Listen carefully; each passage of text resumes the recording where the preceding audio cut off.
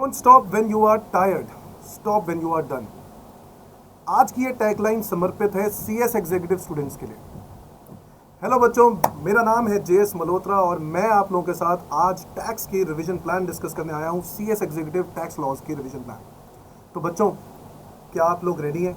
Of course ready होंगे। हाँ चलो, तो सीएस एग्जीक्यूटिव के टैक्स रिवीजन की बात अगर हम करें तो बच्चों देखो, बहुत सारे बच्चे बहुत टाइम से वेट कर रहे हैं कि हमारा अटेम्प्ट होगा। जून में वेट कर रहे थे बेचारे कि जून में देंगे, बट जून की वजह से भी अब वो जून से दिसंबर में शिफ्ट हो गया।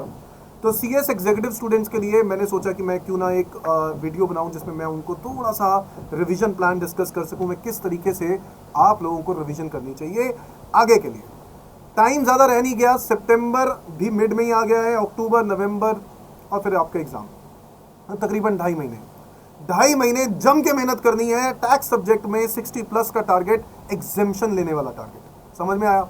70s भी, 80s भी आएंगे, 90s भी आएंगे, बट सबसे इंपॉर्टेंट है 60 से बिलो नहीं जाना, हमें 60+ का टारगेट लेके चलना है। ठीक है बच्चों, और इस लाइन का मतलब समझना है, don't stop when you are tired, stop when you are done. रुकना नहीं है, झुकना नहीं है, करते रहेंगे जब तक कंप्लीट नहीं होता। समझ में आती है बात? चलो आगे देखते हैं कि किस तरीके से हमें इसकी रिवीजन करनी चाहिए। तो देखो बच्चों, आप लोगों को सबको पता है कि डायरेक्ट टैक्स और इनडायरेक्ट टैक्स 50-50 मार्क्स के हैं, है ना। डायरेक्ट टैक्स भी 50 मार्क्स का, इनडायरेक्ट टैक्स भी। डायरेक्ट टैक्स में अगर आप बात करें तो एक तो इनकम टैक्स एक्ट हो गया, है ना बेटा, एक तो इनकम टैक्स एक्ट हो गया। मैं इंट्रोडक्शन काट देता हूं यहाँ पर। इनकम टैक्स एक्ट हो गया 1961। और इनडायरेक्ट टैक्स की बात करें तो एक है यहाँ पर गुड्स एंड सर्विस टैक्स और कस्टम्स एक्ट। तो ये 2 एक्ट आपको इसके अंदर पढ़ने होते हैं 50 नंबर के। ठीक है बच्चों, तो किस तरीके से हमें कंप्लीट करना है आओ देख लेते हैं। मैंने ऑलरेडी स्टडी मैथ से ही मैं बताने जा रहा हूं आप लोगों को। ये देखो, तो ये आप लोगों का executive module 1 paper 4 tax laws 100 नंबर का ये पेपर। किस तरीके से स्टडी करें, कितना टाइम दे, रिवीजन प्लान आज से तैयार करेंगे, कल से स्टार्ट करेंगे।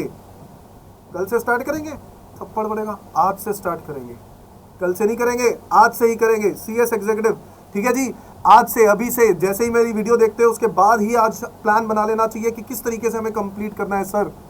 आओ बच्चों देख लेते हैं। ये आप लोगों को सबको पता है कि ये मल्टीपल चॉइस क्वेश्चन पेपर है और इसमें सारे का सारा मल्टीपल चॉइस क्वेश्चन आने हैं, तो कोई दिक्कत वाली बात नहीं है, हम लोग रेडी हैं मल्टीपल चॉइस के लिए। आप लोगों को मैंने बुक्स ऑलरेडी दी हुई हैं और मल्टीपल चॉइस क्वेश्चन आप लोग स्टार्ट करेंगे प्लीज प्रैक्टिस करने के लिए। नाउ 50 मार्क्स के पेपर में सबसे पहले अगर मैं बात करता हूं डायरेक्ट टैक्स एट ग्लांस जो यहाँ पर है, ये टॉपिक, इस टॉपिक में मतलब इस टॉपिक में तो सिर्फ एक एडमिनिस्ट्रेशन के बारे में ज़्यादा बताया हुआ है, ज़्यादा की ज़्यादा एक क्वेश्चन इसके अंदर से आ सकता है। और जो मैं आपको introduction to income tax act 1961 वाला चैप्टर कराता हूँ उसके अंदर सब कुछ कवर करता हूँ। तो ये वाला पोर्शन और ये वाला पोर्शन एक साथ किया जा सकता है। देखो इसके अंदर थ्योरी मैं कहूँगा ज़्यादा नहीं है, बट बहुत सारी चीज़ें हम लोग पहले भी कर चुके हैं। तो स्कोप, रेजिडेंशियल स्टेटस भी इसी के अंदर कवर होता है, रेजिडेंशियल स्टेटस। तो अगर मैं बात करूं इन 2 मॉड्यूल्स, इस मॉड्यूल में इन 2 टॉपिक की, डायरेक्ट टैक्सेस एट ग्लांस और basic concepts of income tax, तो बच्चों सबसे ज़्यादा इंपॉर्टेंट है रेजिडेंशियल स्टेटस। इसमें कम से कम 2 से 3 क्वेश्चन आने के पूरे चांसेस हैं। 2 क्वेश्चन तो आप लगा ही लो रेजिडेंशियल स्टेटस के। आप लोग जानते हैं सेक्शन नंबर 6 हम लोग करते हैं इसके अंदर, सेक्शन नंबर हम लोग 6 करते हैं, 9, 7 और 9, 3 सेक्शंस हम लोग डिस्कस करते हैं कि नहीं, 6, 7 और 9। तो ये 3 सेक्शंस आपको इसके अंदर करने होंगे। अगर मेरी बात समझो तो मेरे हिसाब से रेजिडेंशियल स्टेटस को मिला के इस इंट्रोडक्शन में आप पूरे के पूरे, मैं एक बात और आपसे कहना चाहता हूँ बच्चों, आपको दिन में कितना पढ़ना चाहिए ये भी सवाल बच्चों के दिमाग में आता है। तो बच्चों वैसे तो देखो कोई लिमिट नहीं होती, आपका मन करेगा तो आप पूरा दिन पढ़ सकते हो। बट अब इस वक्त के टाइम पर आपको कितना पढ़ना चाहिए, देखो पहले का टाइम अलग था। पहले का टाइम मतलब जब एग्जाम्स अभी पास में नहीं थे, अब एग्जाम पास में आने वाले, तो आपको एटलीस्ट 12 आवर्स की स्टडी रखनी पड़ेगी, 12 आवर्स की इफेक्टिव स्टडी रखनी पड़ेगी। मैं ये नहीं कहता हूँ कि 14 घंटे 16 घंटे हो ही नहीं सकता, पॉसिबल ही नहीं। 12 घंटे इफेक्टिव स्टडी पढ़ना है, ठीक है। इस 12 घंटों को आप लोगों को डिवाइड करना है कि हमें किस तरीके से टाइम देना चाहिए। तो मैं डायरेक्ट टैक्स एट ग्लांस और बेसिक कॉन्सेप्ट्स अगर आप लोगों ने रिवीजन करनी है, लर्निंग नहीं रिवीजन बच्चों, तो इस रिवीजन के लिए आपको रेजिडेंशियल स्टेटस मिला के करीब करीब पूरे एक दिन देना पड़ेगा, पूरा एक दिन, क्योंकि रेजिडेंशियल स्टेटस में बेटा आपके पास सेक्शन 6, 7 और 9 है, और इस 6, 7 और 9 में आपको एक बारी सारी कंटेंट पढ़ना है, उसके बाद इसके क्वेश्चंस प्रैक्टिस करने हैं जो मैंने आपको स्टडी मटेरियल में दिए हैं। वो क्वेश्चंस प्रैक्टिस करने के बाद आप मल्टीपल चॉइस क्वेश्चंस की प्रैक्टिस करोगे। Chapter wise multiple choice questions की प्रैक्टिस करते हुए आगे चलते जाएंगे। समझ में आती है बात? एग्जैक्टली। तो बच्चों इसी तरीके से करना है। इसमें रेट्स वाला टॉपिक भी है बच्चों, टैक्स रेट्स, और इसकी कुछ अमेंडमेंट्स आई हैं। मैंने ये अमेंडमेंट्स डीटी अमेंडमेंट्स पार्ट 2 में डाला हुआ बेटा, मेरे यूट्यूब चैनल पे ही डीटी अमेंडमेंट्स पार्ट 2 आप लोग देख सकते हैं। रुकना नहीं है, झुकना नहीं है, कंप्लीट करके ही रुकना है, कंप्लीट करना है, एक एक टॉपिक कंप्लीट करना है। डीटी अमेंडमेंट्स पार्ट 2 जरूर देखना, इसके अंदर टैक्स रेट्स में कुछ अमेंडमेंट है। समझ में आ गई बात? तो जरूर देखना, इसका वो कंप्लीट कर लेना। रेजिडेंशियल स्टेटस आप कंप्लीट करोगे, स्कोप ऑफ टोटल इनकम, तो इसके अंदर आप लोग सेक्शन नंबर 4 इंट्रोडक्शन वाला जो चैप्टर होता है ना बच्चों, जो मैं करवाता हूँ, इंट्रोडक्शन वाला चैप्टर और रेजिडेंशियल स्टेटस का मिला के है 12 घंटे रिवीजन करनी है। रिवीजन करनी है, लर्निंग वाला काम आप कर चुके होंगे, रिवीजन करनी है, रीडिंग करनी है, और एक बार सारे जो प्रैक्टिकल क्वेश्चंस हैं उसमें से कुछ सिलेक्टिव क्वेश्चंस को प्रैक्टिस करो। इंसिडेंस ऑफ टैक्स के 4-5 क्वेश्चन उठा लिए, रेजिडेंशियल स्टेटस के 4-5 क्वेश्चन उठा लिए, प्रैक्टिस करके अब मल्टीपल चॉइस क्वेश्चंस की प्रैक्टिस करो। तो मल्टीपल चॉइस क्वेश्चन जरूर करो, बट कब करो? पहले सब्जेक्टिव और उसके बाद एमसीक्यूज। मजा आएगा समझने में, करने में मजा आएगा जब आप सब्जेक्टिव कर चुके होगे। समझ में आता है बच्चों? तो ये 12 घंटे की स्टडी इस टॉपिक के लिए। आगे आ जाते हैं थर्ड, ये है इनकम एक्सेंट फ्रॉम टैक्स। वैसे तो बच्चों मैं पहले, आपको याद होगा, मैं पहले आपको रेजिडेंशियल स्टेटस के बाद सैलरी चैप्टर कराता हूँ, बट अगर मैं मॉड्यूल के हिसाब से चलूँ तो income which do not form part of total income मतलब सेक्शन नंबर 10। और इस सेक्शन 10 में बच्चों याद है, सेक्शन 10 में 2 तरह की सीरीज होती है, एक न्यूमेरिकल और एक अल्फाबेटिकल। अल्फाबेटिकल में तो 10AA हो गया, स्पेशल इकोनॉमिक जोन। तो स्पेशल इकोनॉमिक जोन बहुत बहुत बहुत बहुत बहुत ज़्यादा इंपॉर्टेंट है, ज़रूर पढ़ना है, अच्छे से कंप्लीट करना है, और फिर उसके क्वेश्चंस प्रैक्टिस करना है। तो अगर इस चैप्टर की मैं वेटेज के हिसाब से देखूं तो एक क्वेश्चन की उम्मीद है मेरे को इसमें से, और एक क्वेश्चन की अगर आपको उम्मीद है तो आपको इसमें रीडिंग तो करनी ही करनी है। स्कोप मतलब इसके अंदर देखो, सेक्शन 10 की जो न्यूमेरिकल सीरीज है उसमें अगर चाहे एग्जामिनर तो 2 क्वेश्चन भी डाल सकता है, बट आप income not included in total income यानी सेक्शन 10 की न्यूमेरिक प्लस अल्फाबेटिकल। अच्छा, इसी के अंदर ना एग्रीकल्चर इनकम भी आ जाता है। मैं अगर मॉड्यूल के हिसाब से देखूं, मैंने तो अलग से कराया था चैप्टर, याद है बच्चों? एग्रीकल्चर इनकम है ना, सेक्शन 10(1) मैंने तो अलग से करवाया था, बट अगर आप इसी मॉड्यूल के हिसाब से चलो तो आपको ये 3 कवरेज करनी पड़ेगी। 10AA स्पेशल इकोनॉमिक जोन, 10 की न्यूमेरिक सीरीज जिसमें 10(1), 10(2), 10(3), 10(4), आपने 1049 तक पढ़ना है, तो वो सारा कंप्लीट करना है। Is that clear? वो रीडिंग करनी है, दिमाग में बिठानी है चीज़ें, बस रीडिंग करनी है, सिंपल रीडिंग करते जाओ, आगे बढ़ते जाओ। न्यूमेरिक सीरीज, अल्फाबेटिकल और एग्रीकल्चर इनकम के चैप्टर को अगर आप बोलो सर इसके प्रैक्टिकल क्वेश्चंस मैंने आपको करवाए थे, आप इसके पहले सब्जेक्टिव क्वेश्चन जरूर करना, उसके बाद जाके एमसीक्यू स्टार्ट करना। ठीक है बच्चों? तो इस टॉपिक को मैक्सिमम टू मैक्सिमम 6 आवर्स देने की जरूरत है, 6 घंटे मतलब आधा दिन। समझ में आ रहा है बच्चों? 6 आवर्स देने की जरूरत है income which do not form part of total income को। आगे बढ़ते हैं बच्चों, income computation under various heads, जिसमें salary, house property, PGP, capital gain, other sources. ना ये वाला जो चैप्टर है ना बच्चों, अगर मैं इनके मॉड्यूल जीएस जो टैक्स का लॉज का मॉड्यूल है सीएस एग्जीक्यूटिव का, उनके हिसाब से चलूँ तो इन्होंने 5 चैप्टर्स सारे एक साथ डाल दिए। हालांकि मैंने सबको अलग अलग चैप्टर वाइज कराया था, तो आप लोग सैलरी इनकम की पढ़ोगे, हाउस प्रॉपर्टी पढ़ोगे, पीजीबीपी पढ़ोगे, कैपिटल गेन पढ़ोगे, अदर सोर्सेज पढ़ोगे, तकरीबन 15 से 20 क्वेश्चंस आने की उम्मीद है। कितने? 20 क्वेश्चंस तक आ सकते हैं इसके। 50 नंबर का सिलेबस है, 20 नंबर जो है वो आपको ये टॉपिक देके जाएगा। Is that clear? तो 20 टॉपिक की आप तैयारी कर 20 मार्क्स की तैयारी करके चल रहे हो आप लोग, salary, house property, PGP, capital gain. हालांकि कोर्स बहुत सारा है, अगर मैं इनकी बात करूं तो बच्चों सैलरी, हाउस प्रॉपर्टी बहुत सारा है, सैलरी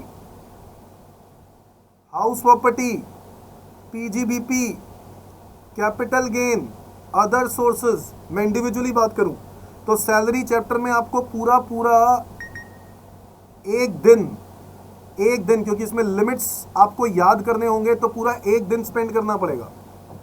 इसके आपको सब्जेक्टिव क्वेश्चंस मत करो।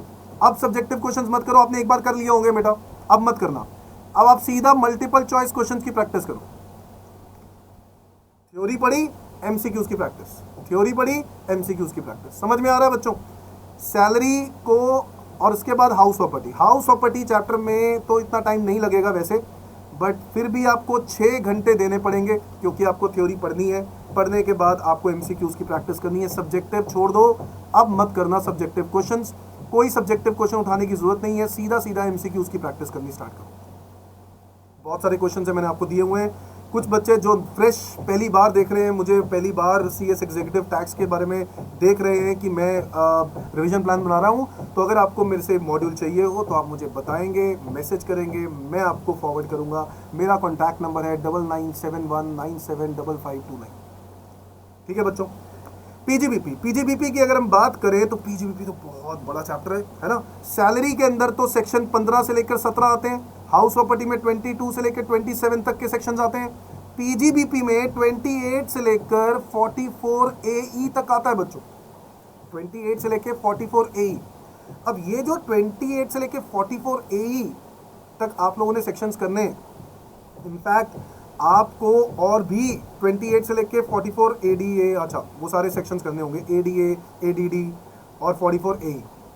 ये सारे सेक्शंस कवर अप करने हैं। पीजीबीपी चैप्टर आपका थ्योरी वाला पैटर्न बहुत सारा है, पढ़ना है, तो मेरे हिसाब से इसमें आपको पूरे 2 दिन देने चाहिए। पूरे 2 दिन, जी हाँ बिल्कुल देने चाहिए। देखो छोटा मोटा चैप्टर नहीं है, वेटेज अच्छी खासी होगी, तो प्लीज इस चैप्टर को अच्छे से पढ़ना। पीजीबीपी 24 घंटे यानी 2 दिन का टाइम पूरा अच्छे से डिवोट कर दो इस पर। काफी देखो आपके पास, अगर मैं सीए से कंपेयर ना करूं, सीए में तो 50 डेज ही रह गए।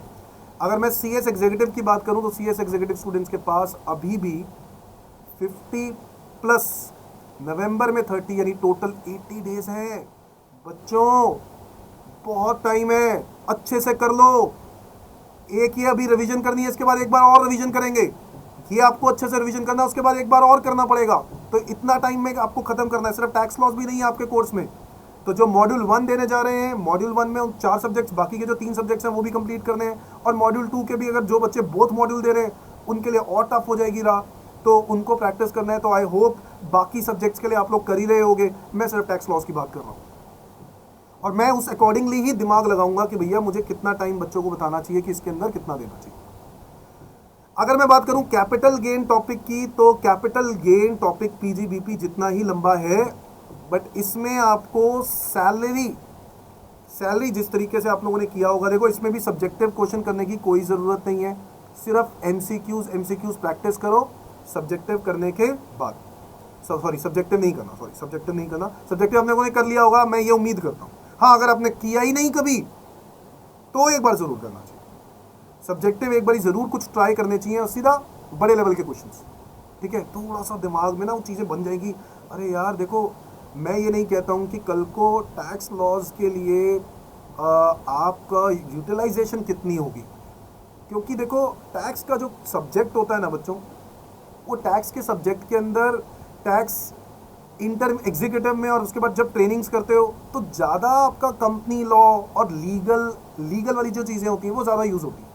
टैक्स लॉज में आपकी रिटर्न फाइलिंग, अगर आप किसी कंपनी के साथ काम कर रहे हो, आप वहाँ पे सीएस हो, तो आपको कंप्लायंस वर्क, टैक्स का कंप्लायंस वर्क, टैक्स की आईटीआर फाइलिंग, टैक्स का सब कुछ हो गया नहीं हो गया, ये चीज़ें आपको पता करनी होंगी कि सारा काम अपने अपने जो भी स्टाफ बैठा है सबसे पता करना है, भैया ये सारा काम कंप्लीट हो गया, हाँ जी टैक्स का वो रिटर्न भर गई है, चलो बहुत बढ़िया, ड्यू डेट से पहले पहले फाइल कर दी। इन सब चीज़ों का ध्यान देना होता है। यही तो कंप्लायंस वर्क है सीएस वाले स्टूडेंट्स के लिए। समझ में आता है? ये काम आपको करना है।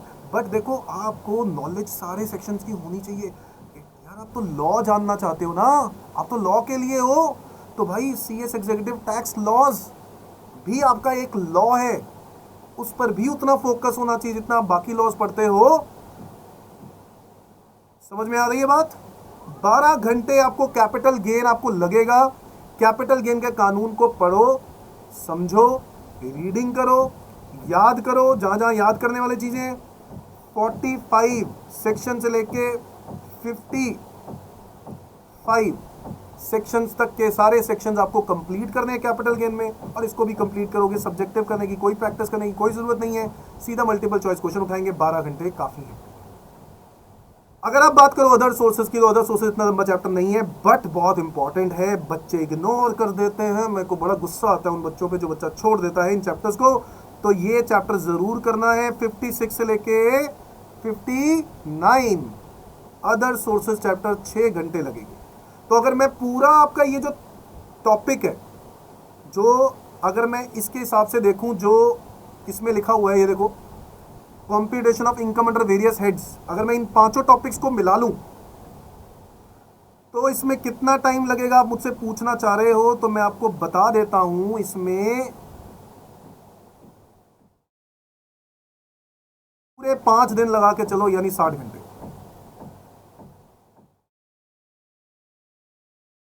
बिल्कुल एग्जैक्टली ठीक लिखा है बेटा, पूरे 60 आवर्स।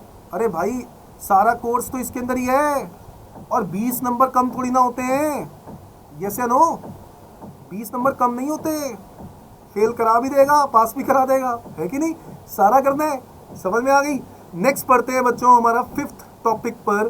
फिफ्थ टॉपिक पर कितना टाइम देना है बच्चों? देखो ऐसा होता है, clubbing, set of and carry forward बहुत आसान से टॉपिक होते हैं, ज़्यादा मुश्किल नहीं होते, थ्योरी भी कम ही है। तो मेरे ख्याल से तकरीबन आपके, अगर क्लबिंग की बात करें तो क्लबिंग वाले चैप्टर में, जिसके अंदर आप सेक्शन नंबर 60 से लेकर 65 तक करते हो, जिसमें माइनर चाइल्ड की इनकम क्लब होने वाला, रेम्यूनरेशन ऑफ स्पेसिफाइड कंसर्न, ये बहुत इंपॉर्टेंट होता है। तो ये जो टॉपिक इंपॉर्टेंट टॉपिक है, क्लबिंग प्रोविजंस आप लोग करोगे, तो मेरे को लगता है मैक्सिमम टू मैक्सिमम इसकी थ्योरी आपको 2 घंटे में रीडिंग आप कर सकते हो, 2-2.5 घंटे। उसके अलावा आपको जो इसके क्वेश्चंस प्रैक्टिस करने हैं उसमें थोड़ा सा टाइम लगेगा। क्लबिंग प्रोविजंस में तो आपको सीधा एमसीक्यूज ही करना है, और क्लबिंग प्रोविजंस में आपको कम से कम मेरे हिसाब से 5 घंटे लेके चलता हूँ। 5 घंटे क्लबिंग प्रोविजंस पे दो, और set of and carry forward के अगर आप ये मान के चलो 5 घंटे वाला हिसाब किताब से बेटर है कि 6 आवर्स का ही टाइम बोलूँ, तो टोटल ना आपको 9 आवर्स देने चाहिए। टोटल 9 आवर्स आपको देने चाहिए। क्लबिंग और सेट ऑफ मतलब करीब 1 दिन से 3 घंटे कम। तो थोड़ा सा टाइम आपको इस टॉपिक के लिए डिवोट करना चाहिए, जिसमें कम से कम 3 से 4 क्वेश्चन आएंगे। 9 घंटे आपको डिवोट करना पड़ेगा। डिडक्शन फ्रॉम जीटीआई, अगर डिडक्शन और रिबेट की बात करें तो बड़ा इंपॉर्टेंट टॉपिक होता है ये वाला टॉपिक भी, और इसमें भी 3 क्वेश्चन आने के पूरे चांसेस है। 3 क्वेश्चन बच्चों, और मैं यहाँ पे लिख देता हूँ, इस टॉपिक पे मुझे 5 क्वेश्चंस की उम्मीद है, इस टॉपिक पे पूरे 20 क्वेश्चंस की उम्मीद है, इस टॉपिक पे 1 क्वेश्चन की उम्मीद है, इस टॉपिक पे टोटल 2 क्वेश्चंस की उम्मीद है। और मतलब मैं 1 कह रहा हूँ, जहाँ 1 कह रहा हूँ वहाँ 1 का मार्जिन तो लेके चलो ना यार। 1 की जगह 2 आ गए, ओ सर 2 आ गए, ओ सर 2 ऐसे नहीं होता। 1 आधा तो आगे पीछे चलता है ना यार। हाँ, इसके अलावा डिडक्शंस की बात करें तो मुझे इसमें कम से कम 3 क्वेश्चंस की उम्मीद है कि 3 क्वेश्चन इसमें से आएंगे। और डिडक्शंस वाले चैप्टर में तो आपको कम से कम 6 घंटे देने चाहिए, 6 आवर्स। ठीक है बच्चों, तो 6 आवर्स डिडक्शंस वाले चैप्टर में आपको पता है 80C से लेकर 80U। इसके अलावा आपको 80I सीरीज पूरी पढ़नी है। यस या no? Yes, 80IA, 80IAB, IC, ID, IE, 6-7 section है 80I सीरीज, सारे कंप्लीट करने हैं। और उसके अंदर क्या क्या पढ़ना है बच्चों? डिडक्शंस में आपको सेक्शन 80 में सिर्फ आपको इतना पढ़ना होता है कि कितना, अच्छा पहले बात उसका नाम क्या है सेक्शन का, फिर उसके बाद उसके अंदर कितने टाइम पीरियड की आपको डिडक्शन मिल रही है। और कहीं पर आपने लिखा होगा, कहीं लिखा होगा पूरे 10 सालों में 100% या 10 सालों में 50%, 20 सालों में से कोई भी 10 साल कंसेक्यूटिव 10 साल आपको उठाने, तो वो 10 साल का पीरियड का आपको डिडक्शन मिलेगी। उसके बारे में आपको यहाँ पर याद करना है 80I सीरीज में। दैट्स इट, इतना बस, इससे ज़्यादा नहीं, और दिमाग नहीं लगाना। सिर्फ आपको कंटेंट सिर्फ ये पता होना चाहिए कि उसके अंदर लिखा क्या है। मेन चीज़ मैंने आपको 4-5 पॉइंट बताए। मैंने बोला डिडक्शन का नाम, उसके बाद डिडक्शन कितना है। मैं 80I सीरीज की बात करता हूँ, बाकी तो आपको पढ़ना ही है 80I सीरीज में क्या क्या पढ़ना है। ATI सीरीज में क्योंकि लिखा बहुत कुछ होगा, मेजरली आपको नाम पता होना चाहिए, पीरियड पता होना चाहिए, आपको ये पता होना कितने सालों की डिडक्शन मिलती है, और आपको ये पता होना चाहिए कितनी परसेंटेज डिडक्शन मिलती है, किस किस को मिल रही है। कुछ एक आधी स्पेशल कंडीशन अगर है तो वो वहाँ पर नोट करके लिख लो एक जगह पर, स्पेशल कंडीशन। ठीक है, इसके अंदर तो ये हो गया। रिबेट का देखो 87A हो गया, रिलीफ 89 हो गया। जो सैलरी वाला रिलीफ है वो वैसे सैलरी में ही पढ़ लेते हैं हम लोग, तो कवर अप हो जाएगा। Computation of total income. ना देखो ये वाला जो टॉपिक है ना, इसके अंदर बहुत सारी वेरियस एंटिटीज हैं जो आपको एक बारी जरूर कंप्लीट करनी है। वेरियस एंटिटीज हैं, चैरिटेबल ट्रस्ट है, house of Hindu undivided family, AMT alternate minimum tax भी है बच्चों इसके अंदर टॉपिक। ठीक है, और पार्टनरशिप फर्म है, इसकी कैलकुलेशन जब हम PGBP करते हैं उसके बाद में पार्टनरशिप फर्म कराता हूँ अगर आपको याद हो। तो कम से कम इस टॉपिक के लिए आपको पूरा एक दिन चाहिए बच्चों। यस, पूरा एक दिन चाहिए। मैं इसका इसलिए कह रहा हूँ क्योंकि AMT भी है, AMT बहुत इंपॉर्टेंट है। इसके अलावा पार्टनरशिप फर्म है, पार्टनरशिप फर्म की कैलकुलेशंस एक बारी आपको सब्जेक्टिव, कोई सब्जेक्टिव क्वेश्चन करने की जरूरत नहीं, सिर्फ वो एक बारी सब्जेक्ट में जो मैंने लिखवाया था वो नॉलेज जरूर पढ़नी है। पार्टनरशिप फर्म में कैसे डिडक्शन मिलती है याद है, सैलरीज कितनी अलाउ होती हैं एक पार्टनरशिप फर्म बुक प्रॉफिट्स के बेसिस पर, तो वो सब चीज़ें आपको ध्यान रखनी है। कोऑपरेटिव सोसाइटी हम लोगों ने किया, AOP BOI किया, पॉलिटिकल पार्टी, इलेक्टोरल ट्रस्ट और रजिस्ट्रेशन, ये सेक्शन, ये चैरिटेबल ट्रस्ट का हो गया। तो 12A 12AA चैरिटेबल ट्रस्ट का हो गया। तो बेसिकली ये है जो हमें काम करना है, और 12 घंटे इज मोर देन एनफ। आप इस 12 घंटे में इसको कंप्लीट करो। समझ में आ रहा है बच्चों? तो तकरीबन डायरेक्ट टैक्स का खत्म होने वाला है। इसके बाद आ जाता है एक और मेन टॉपिक, कंपनी से रिलेटेड कैलकुलेशन। नाउ जब कंपनी से रिलेटेड कैलकुलेशन की बात करते हैं तो taxable income, tax liability of company, dividend distribution tax, minimum alternate tax, other special provisions relating to company. और कंपनी से रिलेटेड बहुत सारी बातें, इक्वलाइजेशन लेवी और CDT इसमें आ गया ना, इसी के अंदर आ गया, तो CDT वगैरह इसके अंदर आ गया। तो कंपनी से रिलेटेड कैलकुलेशन कम से कम देखो इस चैप्टर में आपको इस वाले टॉपिक में 5 क्वेश्चन की उम्मीद है मुझे, और इस टॉपिक में भी कम से कम 5 तो शायद ज़्यादा हो गए, 3 तो क्वेश्चन उम्मीद है ही है। DDT, मैट और बहुत सारी चीज़ें, तो 3 से 4 क्वेश्चन आपको लगा के चलना है। 3 से 4 क्वेश्चन की पूरी उम्मीद है। ऑब्वियसली बच्चों एक आधा आगे पीछे जरूर हो सकता है। इस टॉपिक में DDT, मैट आपको अच्छे से पढ़ना है। कंपनी की टैक्स लायबिलिटी के लिए DDT, MAT, equalisation levy, MAT credit क्या होता है वो ज़रूर पढ़ लेना है। और किसी को भी कोई डाउट हो, किसी को लग रहा हो सर ये वाली वीडियो हम लोगों ने नहीं देखी, तो प्लीज़ मैट के बारे में मुझसे पूछेंगे। कोई दिक्कत हो मैं आपको मैट की वीडियो दूंगा। ठीक है, मैट और मैट क्रेडिट के बारे में, DDT के बारे में, इक्वलाइजेशन लेवी। तो बच्चों ये जो टॉपिक है इसमें आपको मेरे हिसाब से 6 घंटे काफ़ी हैं। 6 आवर्स आपको इसको अंदर देने चाहिए और 6 घंटे में ये टॉपिक कंप्लीट हो जाएगा। ठीक है जी। हाँ, मैट में थोड़ा सा याद करने वाला काम ज़्यादा है, तो मैट में आपको एक बारी वो थ्योरी याद करनी है कि इसके अंदर क्या प्लस करते हैं क्या माइनस करते हैं, उस पर ध्यान देना है। DDT में कुछ ज़्यादा है नहीं, कुछ बाकी किसी टॉपिक में ज़्यादा बड़ा नहीं है, कुछ मेजरली मैट के अंदर है जो याद करने वाला है। Now next is procedural compliance. ये वाला चैप्टर में तो बहुत ही कुछ याद करने वाला है आपको। मैं चैप्टर कराता हूँ बच्चों असेसमेंट प्रोसीजर। ये PAN number, tax collection account number, जो TDS काटने वाले लोग होते हैं, tax reduction at source, tax collected at source, advance tax, self assessment tax, return, signature, e filing, fees and interest for default in furnishing return of income, बहुत ही बढ़िया, collection recovery of tax and refunds. तो बहुत ज़्यादा topic है ना। तो इसमें आपको पूरा दिन आराम से लग जाएगा रिवाइज करते हुए। बेटा मैं फिर से बोल रहा हूँ, मैं ये उम्मीद करके चल रहा हूँ कि आप लोग एक बार कर चुके हो। ये रिवीजन है, रिवीजन प्लान का मतलब है एक बार आप कंप्लीट कर चुके हो, एक बार और गो थ्रू होना है, पर अच्छे से टाइम देना है, अच्छे से टाइम देना। 12 घंटे 12 आवर्स असेसमेंट प्रोसीजर भी है, TDS TCS भी है। TDS TCS के अंदर बच्चे कंफ्यूज होते हैं कि TDS TCS में क्या याद करना है, तो मैं आपको बता दूं। देखो TDS TCS में मेजरली क्या चाहिए, सेक्शन 192, 193, 194, 194A, 195, 194B, तो वो सब जो सेक्शंस हैं जो आप लोग पढ़ते हो उसके नाम के अलावा आपको पता होना चाहिए रेट ऑफ TDS। इसमें बहुत सारी अमेंडमेंट्स आती हैं, अगर किसी को देखनी है अमेंडमेंट्स पार्ट 2 जरूर देखना। और अमेंडमेंट पार्ट 1 के अंदर भी मैंने कुछ रेट्स ऑफ TDS लिखवाया होगा, रेट्स ऑफ TDS। इसके अलावा लिमिट कि किस लिमिट तक आपको टीडीएस नहीं काटना। समझ में आ रहा है बच्चों? तो ये वो चीज़ें हैं जिसमें आपको ध्यान देना होता है। इसके अलावा दो बातें हो रहा है, टीडीएस कौन काट सकता है और टीडीएस किसका कटेगा, इज दैट क्लियर, और कब काटना है। तो ये दो तीन चीज़ें हैं, और जो आप लोग रीडिंग करते करते आपको याद, सिर्फ ये मैंने आपको ऐसा चार्ट बनाया था इसका, ये तो आपको याद करना है। कुछ ऐसे सेक्शन है जहाँ पर ये लिखा जाता है कि ये पर्सन टीडीएस काट सकता है और ये पर्सन ही टीडीएस काट सकता है। तो यस, जहाँ जहाँ पे ऑल असेसीज है टीडीएस काटने के लिए, वहाँ तो आपको याद करने की जरूरत ही नहीं ना, वो तो ऑल असेसीज है। जहाँ जहाँ पर लिखा गया है कि ऑडिट वाले लोग ही टीडीएस काट सकते हैं, जनरली ऑडिट वाले लोग ही टीडीएस काट सकते हैं, जनरली मतलब ज़्यादातर सेक्शन में यही होगा। तो आपको वो सेक्शन लिख लेना एक जगह कि भैया ये वो सेक्शन है जहाँ पर ऑडिट वाले लोग ही टीडीएस काट सकते हैं। मतलब इंडिविजुअल एचयूएफ की बुक्स ऑफ अकाउंट्स की अगर ऑडिट मैंडेटरी होगी ना तो ही वो टीडीएस काट सकता है, नहीं तो नहीं टीडीएस कटेगा। तो ये सब बातें एक जगह लिख लें। समझ में आ रहा है बच्चों? तो प्रोसीजरल कंप्लायंस में मेरे ख्याल से टीडीएस टीसीएस आप टोटल रिवाइज कर रहे हो, 6 घंटे काफ़ी हैं टीडीएस टीसीएस और एडवांस टैक्स को अगर मैं मिला दूँ तीनों चैप्टर्स को। और असेसमेंट प्रोसीजर में जो आपको है वो 6 घंटे काफ़ी हैं रिविजन करने के लिए, 12 घंटे टोटल काफ़ी है।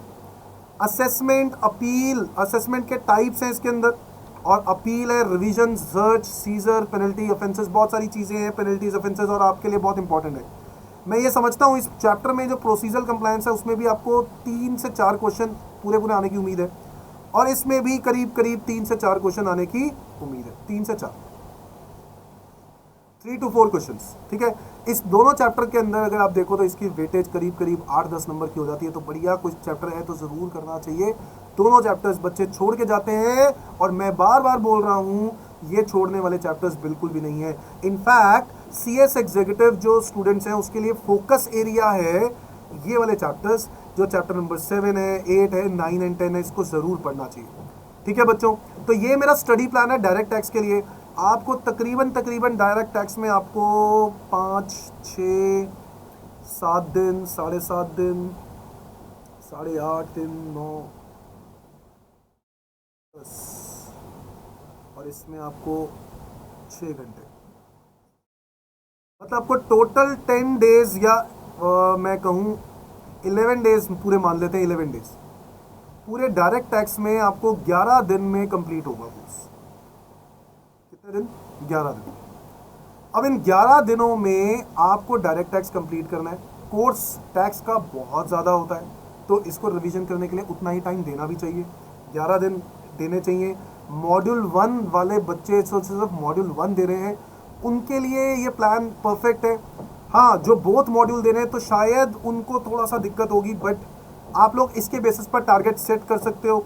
आप अगर बोथ मॉड्यूल दे रहे हो तो मैं ये कहूँगा कि यही चीज़ आपको आधे टाइम पे कंप्लीट करनी चाहिए, क्योंकि आपको और भी सब्जेक्ट्स करने हैं। तो मतलब अगर आप बोथ मॉड्यूल दे रहे हो बच्चों, बोथ मॉड्यूल, और आपको रिवीजन करनी है तो बोथ मॉड्यूल आपको करीब 6 दिनों में कंप्लीट करना है। उसके हिसाब से डायरेक्ट टैक्स को 6 दिन में ख़त्म करना है। और अगर आप सिंगल मॉड्यूल दे रहे हो तो आपके पास जो टाइम है आपको 11 दिन में आराम से ख़त्म करना है।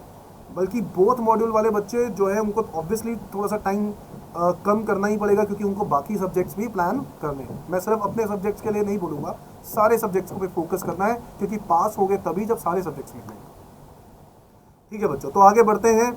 अगर मैं बात करूं बच्चों इनडायरेक्ट टैक्स की, तो बड़ा इंटरेस्टिंग 50 मार्क्स का इनडायरेक्ट टैक्स, जिसके अंदर हम लोगों ने काफ़ी थ्योरी पढ़ी है। सेक्शन सीजीएसटी एक्ट की बात करें तो सीजीएसटी एक्ट तो बहुत ज़्यादा पढ़ लिया। इसके अंदर ये तो कॉन्सेप्ट, ये तो इंट्रोडक्शन वाला चैप्टर है बच्चों। आपको एक बारी इस इंट्रोडक्शन वाले चैप्टर को अच्छे से पढ़ना है, और मेरे हिसाब से 6 घंटे आपको इंट्रोडक्शन वाले चैप्टर पे बिताने चाहिए। जीएसटी में अगर बात करें तो basics of goods and service tax में आपको सप्लाई आ जाएगा बच्चों, सेक्शन नंबर 7 आ जाएगा। सेक्शन नंबर 7 के अलावा सेक्शन नंबर 8 आ गया, मिक्स सप्लाई कॉम्पोजिट सप्लाई हो गया ना, mix supply composite supply section number 8 हो गया। लेवी एंड कलेक्शन यानी सेक्शन नंबर 9 भी आ गया इसके अंदर, सेक्शन 10 भी आ गया, और सेक्शन नंबर 11 भी आ गया। एग्जेम्पशंस अंडर जीएसटी, सिर्फ आपको एग्जेम्पशंस पता होने नहीं चाहिए कि क्या एग्जेम्पशंस हैं, सिर्फ ये पता होना चाहिए कि सेक्शन 11 में सेंट्रल गवर्नमेंट के पास पावर है कि वो किसी भी पर्टिकुलर सर्विस को या पर्टिकुलर गुड्स को एग्जेम्प्ट कर सकता है। Is that clear?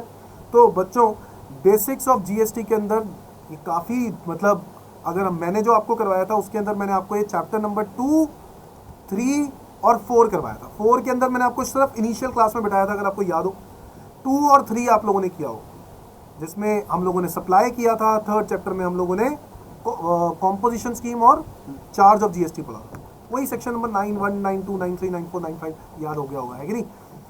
Fourth chapter exemptions में सिर्फ सेक्शन नंबर 11, जिसके अंदर आपको ये याद रखना है, एक स्पेशल ऑर्डर वाली एग्जाम्शन होती है और एक नॉर्मल एग्जाम्शन होती है। स्पेशल ऑर्डर और एक नोटिफिकेशन, सॉरी, ऑर्डर और notification.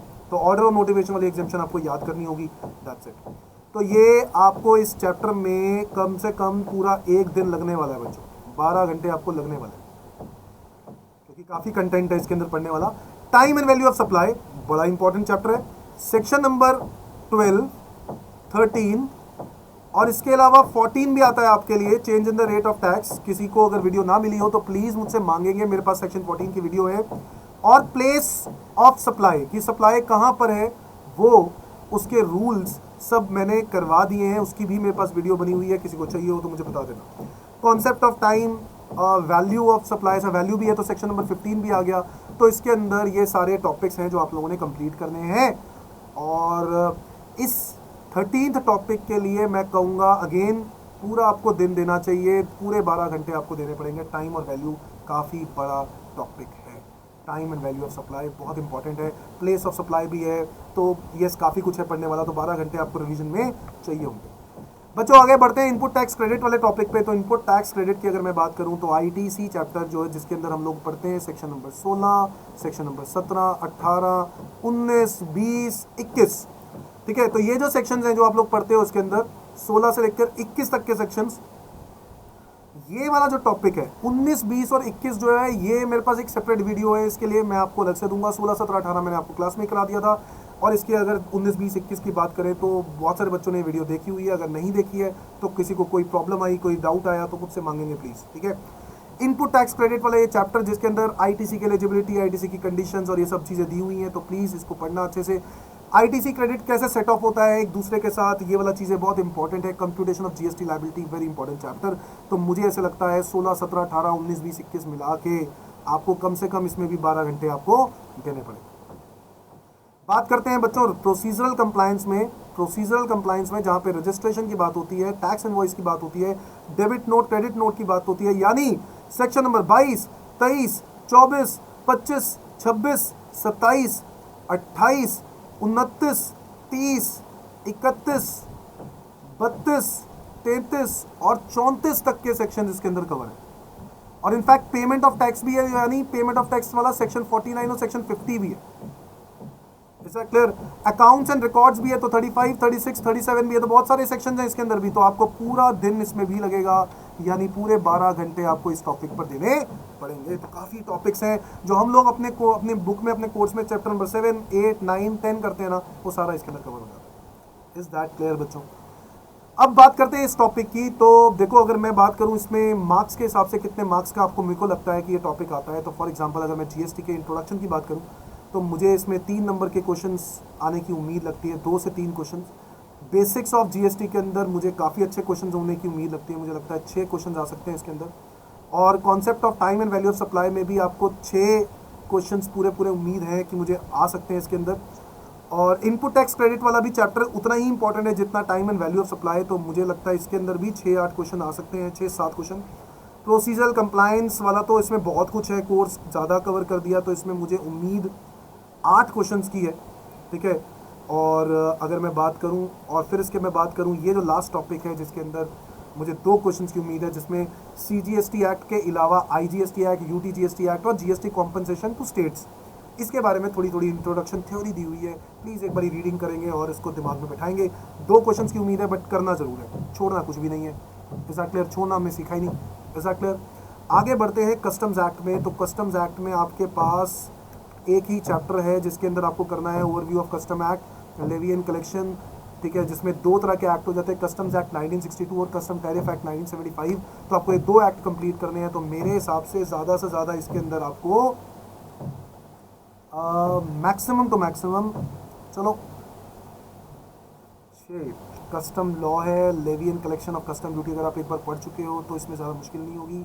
Classification import goods, export, warehousing, थोड़ा सा टाइम थ्योरी वाला कंटेंट ज़्यादा है, तो एक बार रिवाइज अगर आप करने बैठ ही रहे हो तो अच्छे से ही करना चाहिए। तो 12 घंटे इसमें आपको देने पड़ेंगे। तो वही है कि टोटल मतलब अगर देखा जाए तो मोटा मोटा सारों में ही 12-12 घंटे लग गए, तो आपको तकरीबन तकरीबन 5 साढ़े 5 दिन, मतलब 5.5 दिन आपको इसमें देने हैं। मैं 5.5 दिन के हिसाब से अगर चलूँ तो 5.5 और 11, क्योंकि मैंने वहाँ पर भी टोटल इस तरीके से किया, तो मुझे ऐसा लगता है टोटल 15 डेज में हो सकता है बच्चों। 15 मैक्सिमम, एक दिन और लेकर चलो तो 16 दिन। 16 दिनों में ये आपका कंप्लीट हो जाना चाहिए। टैक्स का पूरा कोर्स 15 to 16 डेज में आपका रिवाइज हो जाना चाहिए, और रिवीजन के लिए बहुत ही परफेक्ट प्लान है। 15 से 16 दिन आपके पास काफ़ी अच्छा खासा टाइम है। इसके बाद आपके पास टोटल 64 डेज बचेंगे, जो बाकी के टॉपिक्स भी करने हैं। तो अगर आप कल से स्टार्ट करते हो, इनफैक्ट आज से स्टार्ट करते हो, तो आज शाम से ही आप अपना टाइमिंग स्टार्ट कर दो और देखो कितने घंटे आप पढ़ते हो। इफेक्टिव स्टडी ज़रूर करो। आप अपने सामने एक वॉच रखो जब आप पढ़ाई करते हो। मेरे सामने वॉच है, तो आप लोग भी वॉच ज़रूर रखो और ज़रूर टाइम नोट करो कि मैं पढ़ कितना रहा हूँ। और देखो, इंटरेस्ट आना बहुत ज़रूरी है। जब इंटरेस्ट होगा ना, तो आपको कई बार पता भी नहीं चलेगा आपको इतने घंटे बैठ गए। Is that clear? और ये जो मोबाइल है ना, ये जो मोबाइल चीज़ें होती है ना, इसको निकाल दो भाई। ये जो है ना, ये बहुत तंग करता है। देखो, मुझे तो रखना पड़ता है क्योंकि मुझे आप लोगों से बात करनी है कि नहीं, और काम के लिए मुझे बहुत तंग करता है। कई बार मैं आपसे वीडियो में बात कर रहा हूँ तो बीच में टिंग टिंग टिंग, ये सब चीज़ें बड़ी डाइवर्जन्स हैं। ये ध्यान ना, ये बहुत भटकाती हैं। व्हाट्सएप, फेसबुक, हाँ मेरे से बात हो रही हो तो ज़रूर, कोई दिक्कत नहीं है, बट बाकी किसी से बात हो रही हो तो इग्नोर करें। थोड़े दिन के लिए बात है, एग्ज़ाम क्लियर हो जाएगा, एग्जीक्यूटिव निकल जाएगा, ट्रेनिंग्स लग जाएंगी और मेरे बच्चे सीएस प्रोफेशनल में पहुंच जाएंगे, और उसके बाद प्रोफेशनल भी क्लियर करके सीएस बन जाएंगे।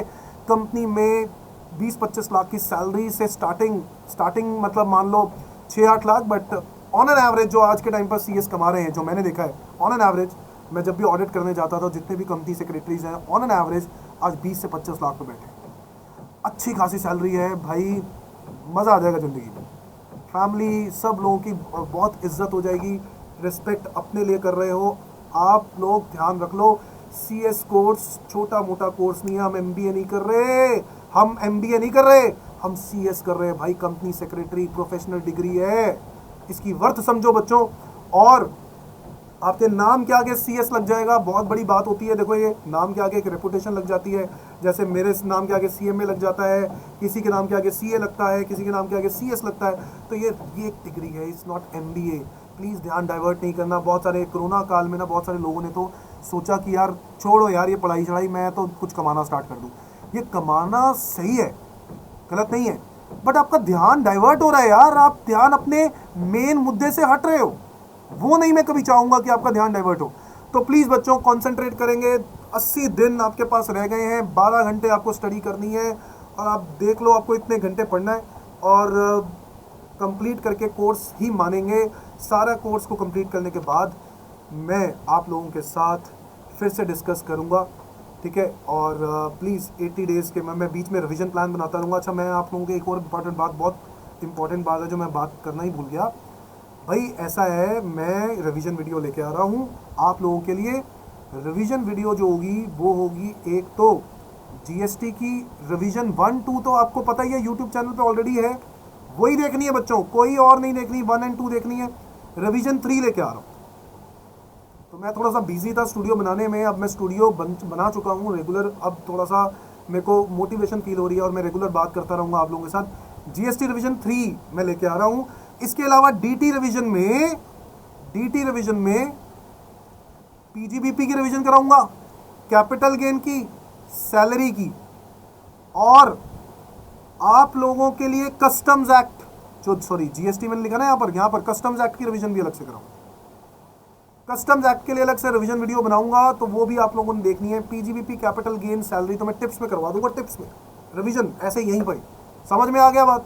तो सारी चीज़ें करेंगे, कंप्लीट करेंगे। पीजीपी, कैपिटल गेन, सैलरी करेंगे, कस्टम्स एक्ट करवाऊंगा, जीएसटी की रिवीजन पूरी पड़ी है, तो आप लोग देखो और इसको कंप्लीट करो बच्चों, ठीक है। कोई दिक्कत हो मुझे कांटेक्ट करेंगे। मेरा मोबाइल नंबर मैंने आपको ऊपर दिया ही हुआ है, 9971975529। और ऑल द बेस्ट बच्चों, तैयारी करनी आज से स्टार्ट हो जाना चाहिए, है ना। और मेरा ये कहना, ये जो आज मैंने स्टार्टिंग में बोला था, इसको मत भूलना। Don't stop when you are tired, stop when you are done. Complete करने के बाद ही उठना है हमने काम से, कंप्लीट करना है पहले। समझ में आ गई? टारगेट्स आप लोगों के सामने हैं, 12 घंटे की स्टडी आपको करनी है, और रेगुलर बेसिस पे पढ़ाई करनी है, तो प्लीज़ थोड़ा सा एक कोरोना काल में इधर उधर का ध्यान से भटकने से बचो। इधर उधर कोई रिलेटिव्स को हो गया, कोरोना हो गया, भाई बंधु फ्रेंड्स, यार देखो ये सब चीज़ें डाइवर्जन्स हैं, हमें इन सब से निकलना पड़ेगा, हमें बाहर निकलना पड़ेगा। अगर हम नहीं निकलेंगे ना तो हमें आगे एग्जीक्यूटिव में दिक्कत होगी, हमारे रिजल्ट नहीं आएगा।